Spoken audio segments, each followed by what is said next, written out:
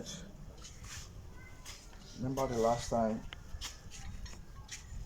I was dealing on the cam, how to set the cam, how to align the cam before installation.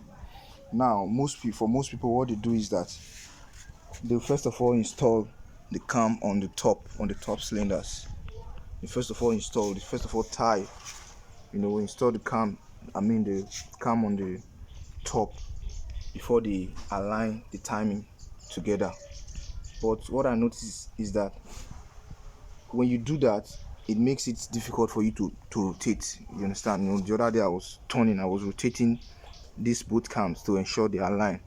So when you do that, it makes it difficult to rotate because you have to try and turn them clockwise so that they can align. But what I suggest is that you do it before installation. When you do it before installation, it's easier for you to twist, to rotate. You understand? It moves smoothly because it's moving on its own. It's not with the top cylinders, so nothing is holding it back. Nothing is stopping the movement. Movement moves smoothly. So that's what I suggest for both sides. That's what you do for both sides. So now we've already installed. After aligning the timings, we've installed on the top cylinders. Remember I told you this is bank 1 and this is bank 2. Remember the engine position is like this on the vehicle, on the car. It's like this. So this is bank 1, this is bank 2. From here you count the plugs. This is 1, you have 2, you have 3, you have 4, you have 5, you have 6. That's V6 engine, 2GRO FE V6. That's what you have here. So what we're about to do now, we're about to install the timing chain, the major timing chain, which controls both this and this together. That's what it does. That timing chain controls this together. That's what moves both of them together to ensure the engine is running on a timing on its own. That's what makes the engine works properly. Both has to be rightly positioned. There has to be in alignment. There has to be in timing with each other. That's what enables the engine to to move smoothly without any difficulty. So what I'm about to do now is I want to align the down. I want to set the timing for the for the crankshaft. I want to set the timing for the crankshaft. This one has already been set. This one has been set already. All I need to do is just to turn a little, just a little turn for this and for this. So that won't take any. That's not a serious matter. But for this one, I have to turn this one to a timing position. So what also happens on this one is that most times people they are not really sure if the mark here and here is what they are looking for, or is what it needs to ensure this crankshaft is in timing. So what you do, the best thing I also recommend for you to do is that just go straight to the number 1 plug.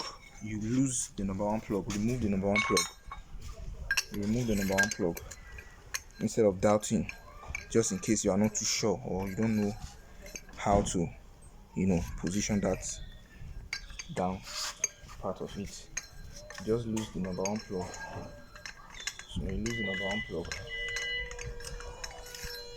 when you do that, you have either your dipstick or whatever, anything that can go into that space, to reach the piston inside the engine block. You can reach the piston after removing the plugs. You can reach the piston with any object, anything you have with you that is not too big, that has this slim shape. Your dipstick can do that. This one can also do that.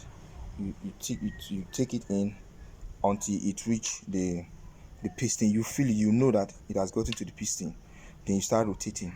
So I'll do that now.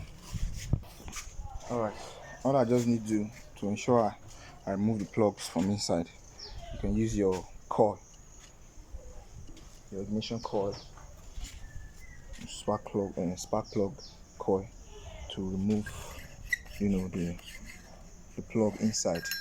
As you can see, it's out already. Then put in your dipstick or whatever you have that can go in. Okay, as you can see, like I said, it's already reaching the piston.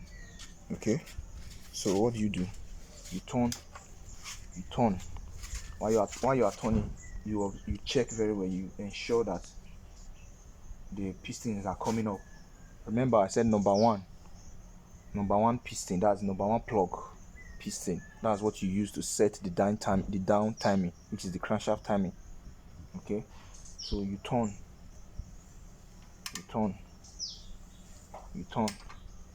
As you can see, the pistons are coming up.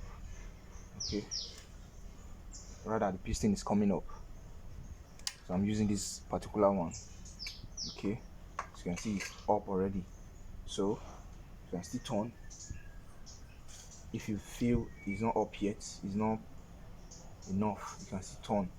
So the moment you see it's going down, what you do is you return back to where it was before. Okay, as you can see. All right, that's the position. That is the position. Okay, I'll try again to see if I get it right. Okay, it's already going down, so I'll turn again to make sure it's up. Okay, you can feel that that's up already. Then what do? You come down to the basement where you have the crankshaft, crankshaft sensor timing mark, and so most time what I do, just in case maybe somebody else, or maybe the engine has issue some other time, or maybe it happens to be worked on, maybe somebody wants to do something in the engine. So what I do most times, I use a marker. I just give it, I just put this mark just to indicate the timing. That's the crankshaft timing sensor mark. This plate here is for this sensor, works with this sensor. That's what triggers the sensor for the engine to start. So this one right here is just it's what you use to to align this together.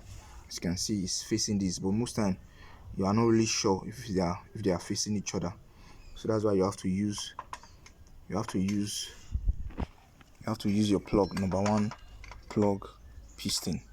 Okay, all right, so that's for that.